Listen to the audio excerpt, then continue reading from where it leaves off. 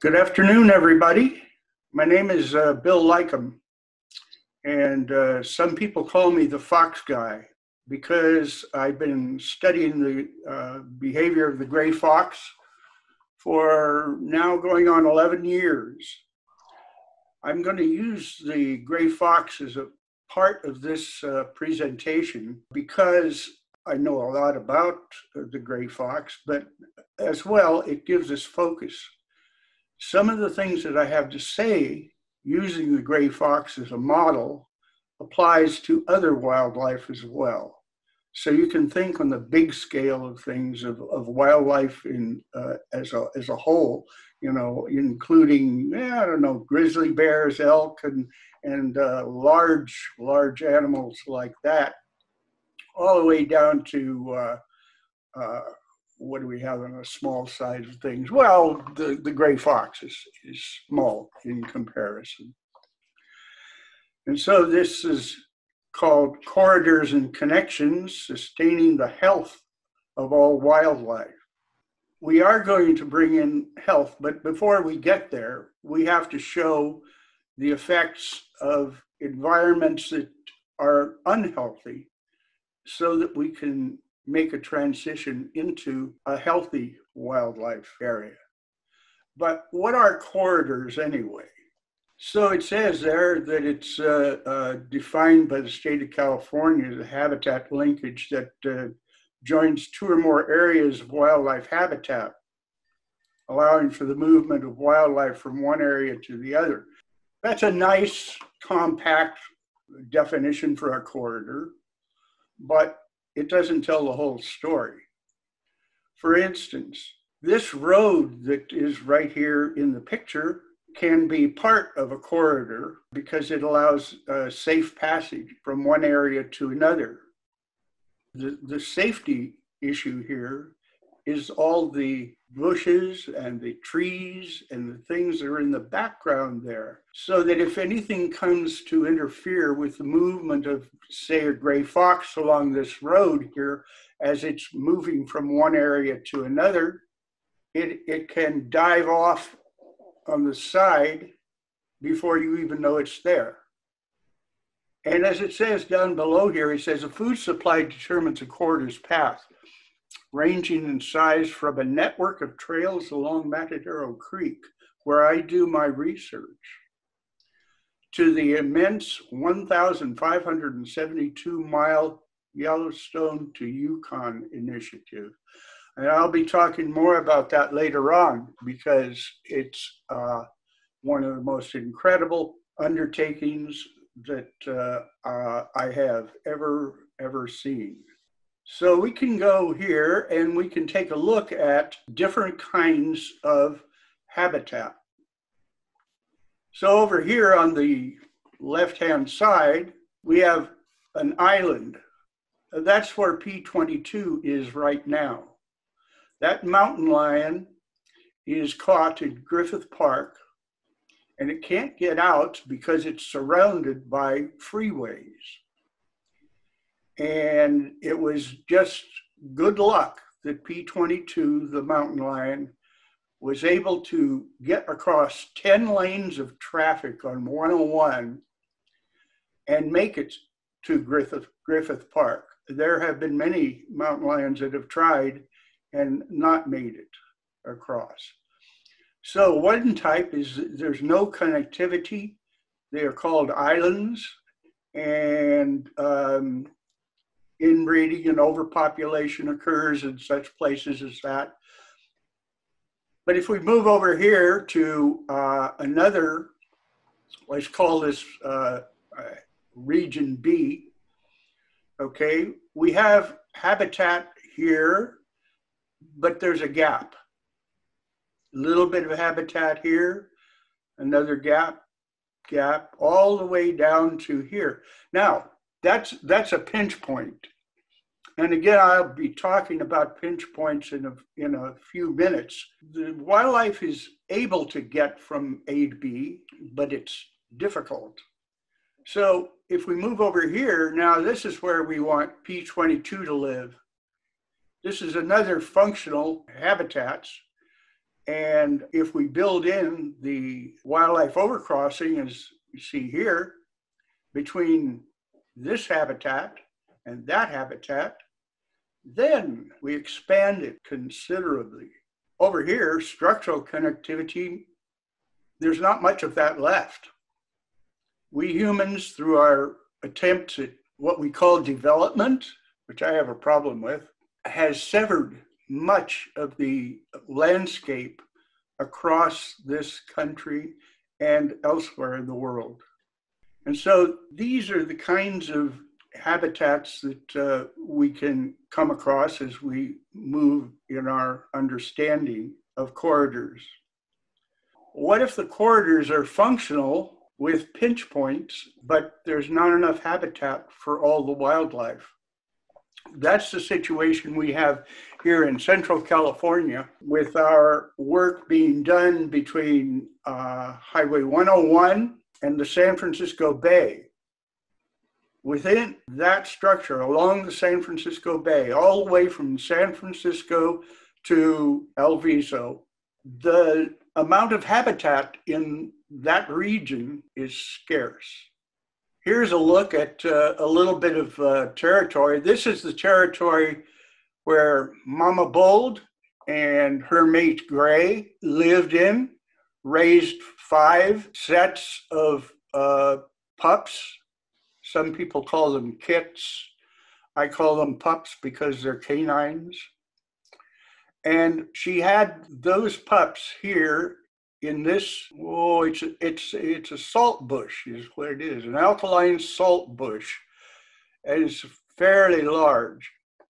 And she and Gray dug into there and created their natal den where they had their pups.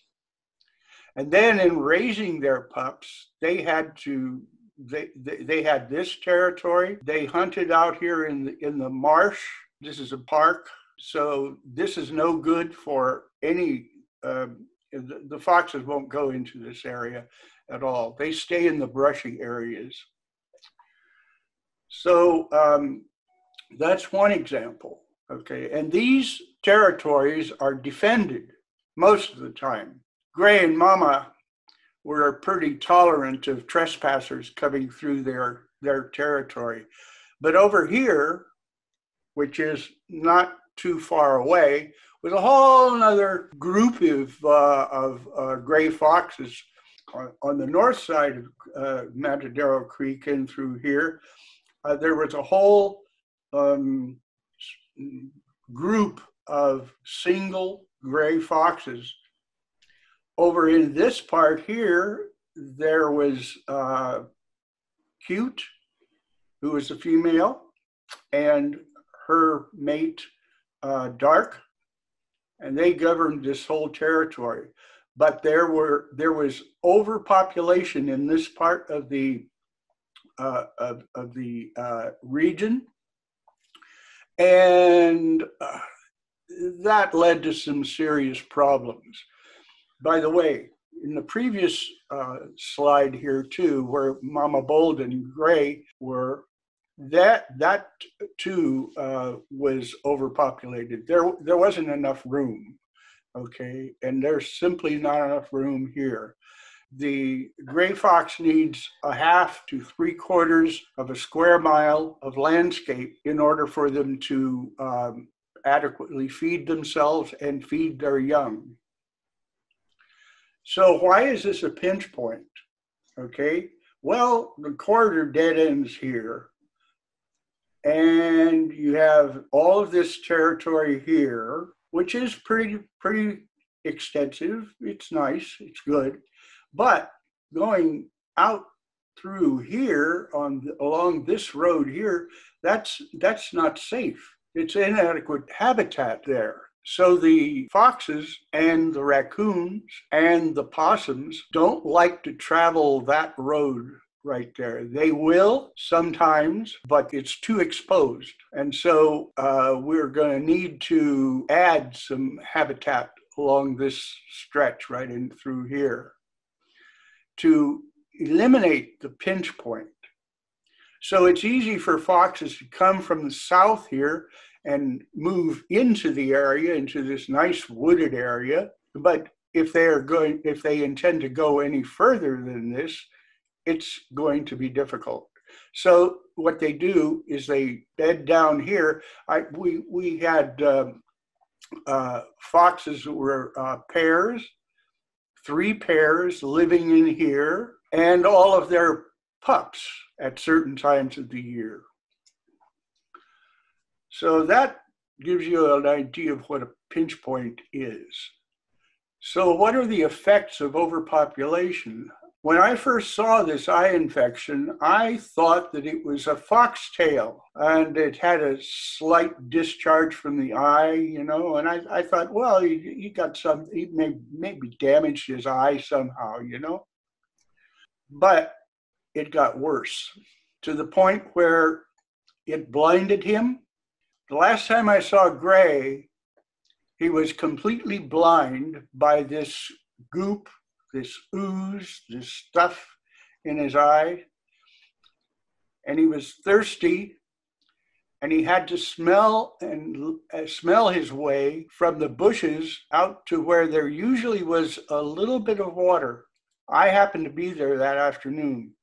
Nearby was a hose. I turned on the water and let it drain, and he heard the water, smelled it, and came on over and took a good long drink, and then he went back into the bushes, and I never saw him again. But this little gray fox here, I called him One Eye because most of the time one of his eyes was plastered shut. I didn't know at the time that this was caused by canine distemper, and so I was coming up with all kinds of other reasons for this blindness. This is unhealthy stuff. This little pup right here was found one morning at, of all places, Animal Services. And it was sitting in the middle of the road, the entry road to Animal Services, shaking. Cody, the person who found him, picked him up, put him in this container, took him into Animal Services, and he was a mess with mites and all kinds of vermin in his fur. Eventually, this little pup died of canine distemper, but we didn't know that it was canine distemper at the time until the necropsy came back from the state of California veterinarian, and she came to the firm conclusion that canine distemper had wiped out all 25 of our foxes that we had been studying between Adobe Creek and San Francisco Creek. So this gave us the key. It's canine distemper. It affects the nervous system, the gastrointestinal system, and the respiratory system.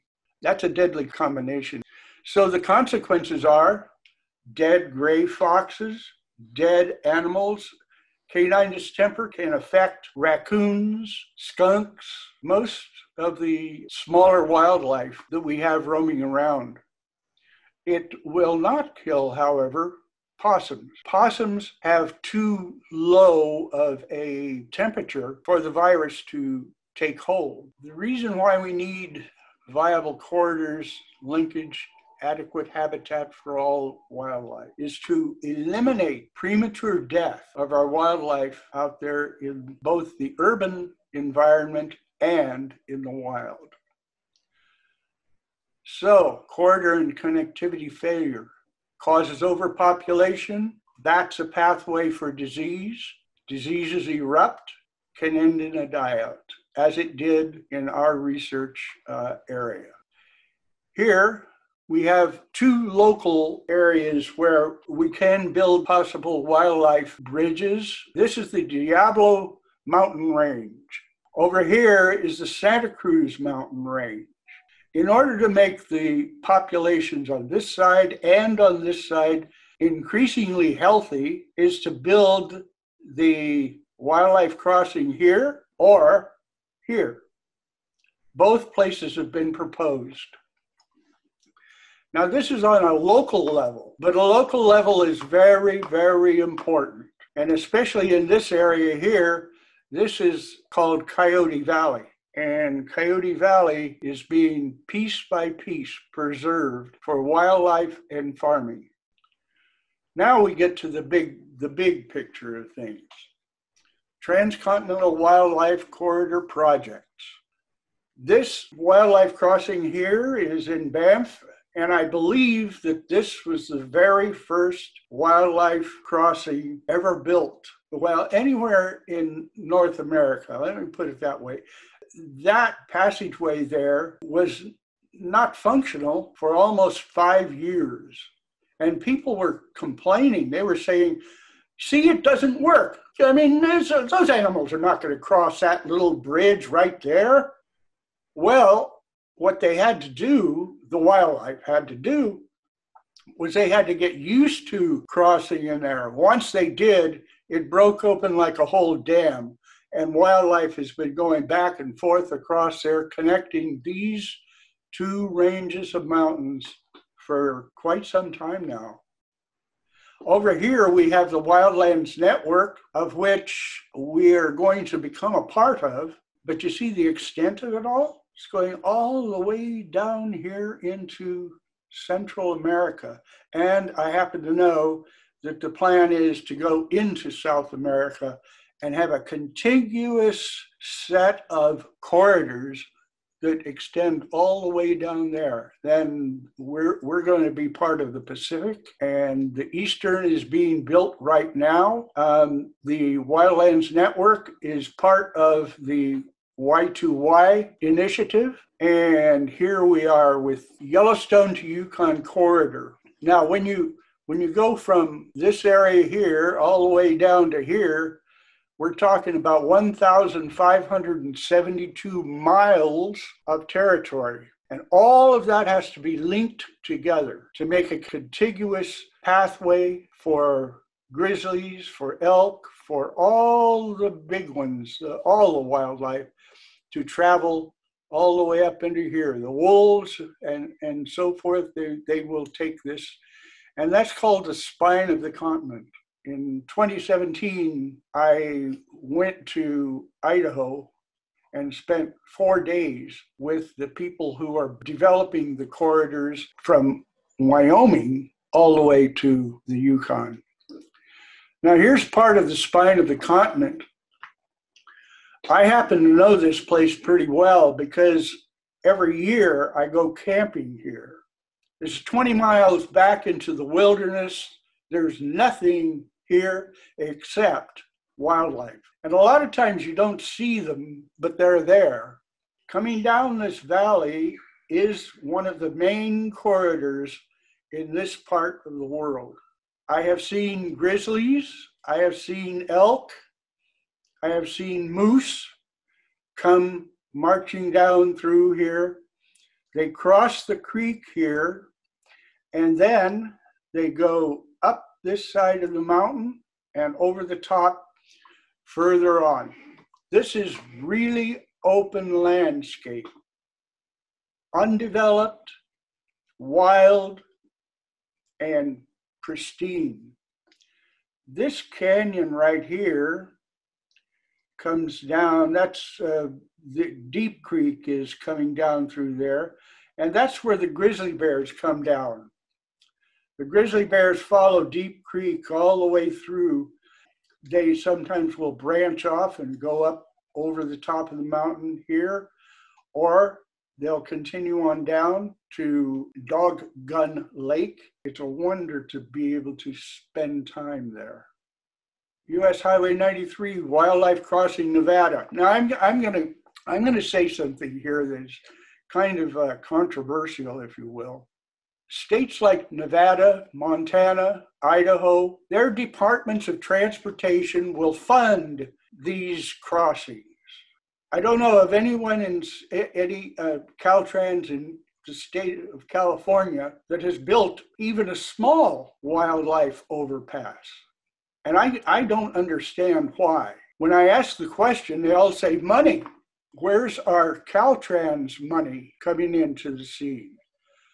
We ought to also have insurance companies coming in and funding these programs, because when you have a wreck, you're going 80 miles an hour along a highway in Idaho, let's say, and pronghorn steps out in front of you and you collide, there's not going to be much left of that pronghorn nor you. And so it behooves the insurance companies to get involved. I'd like to see funding put aside by the state of California for X number of wildlife crossings and get them fully funded now. We need them for the health and the safety of ourselves and the wildlife. Here we have another shot of that same overpass, and you can see here the fence line. That's one of the prerequisites to building one of these things. You have to have miles of fencing that's going to capture the, say in this case here, the pronghorn elk. The pronghorn are the ones that use this. So that's the way you get them channeled. And so if you have contiguous habitat and corridors covering miles of territory, that equals a healthy wildlife, including P22. And so that ends my short presentation on corridors and the health of the wildlife. If anybody has any questions, I'd sure like to take them on and see what you have.